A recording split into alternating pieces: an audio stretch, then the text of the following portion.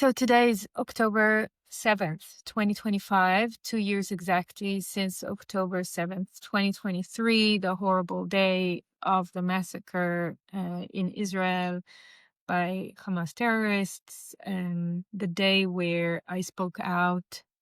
On the day, a few hours after it started, actually already 2, 3 hours after it started, I wrote my first tweet asking what's going on. Why are people locked in their homes, their shelters, and no one's coming to rescue them? Where is the army? Where is the police? Where are security guards in those villages? It was already weird, and people were calling SOS for help, and no one was coming. And I started surfacing a lot of things that didn't add up on that day.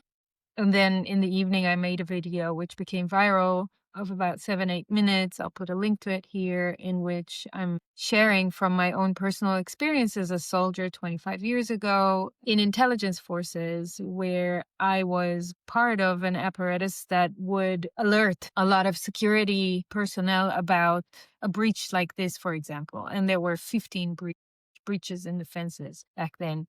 So I spoke out from my personal experience and asking questions. How the hell is this allowed to happen with the strongest army in the world, supposedly? It didn't make sense. It still doesn't make sense until today. And there were not many answers released, official answers, although there were many new evidence that came to light since then in those 2 years. And I have written about them, spoken about them. I will put a link to those things there. There are evidence that they knew that this is happening. They knew that this is coming. Even when it started, they already knew. And there apparently was some kind of a stand down order to tell the army not to come in and save the people. Of course, there were here and there some heroic attempts to save people. Some of them were successful and people were saved, thank God. But many hundreds were massacred on that day. Now, I also said that I think that that was orchestrated in order to have a good excuse to go into Gaza and do what they wanted to do for a long time, which is war, which is to take over. And lo and behold, this is what has happened. And now we're 2 years into this. 2 full years. It's insane that this is still not over. This war is one of the longest wars I remembered in the history of my life in Israel. 45 years old. So I have a little bit of a memory of some operations and wars. And it's insane. So what's happening in Gaza is inhumane, and many people hate it when I speak about it. And I'm sorry, but I don't care, because people are dying, and they're dying in masses, and Israel is killing them. So the state of Israel has a lot of power and a lot of backing from a lot of powerful individuals around the world that we are not supposed to talk about. And we can be thrown to jail if we say the wrong thing these days. So Israel is allowing itself to do whatever it wants. And it also has a joker.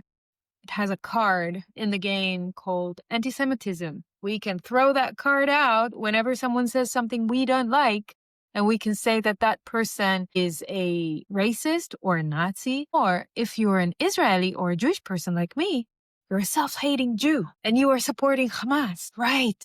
Fucking load of bullshit. No, you're not. You have criticism over the state of Israel, and that is perfectly fine. And the very powerful lobby groups that are kind of enabling this, giving all of this the validity behind the scenes.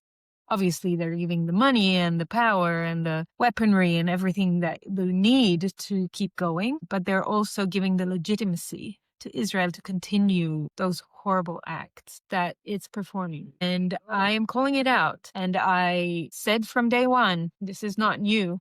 I said it always, and I'll continue to say it. I'm on team human, not pro this or pro that. I'm pro human. Human lives have value, and we operate aggression again and again over humanity in order to achieve goals and interests that are normally not the simple people's goals and aspirations in life. They are the goals and the interests of the powerful of the states, of the ones that want more power, more money, more force, more territory.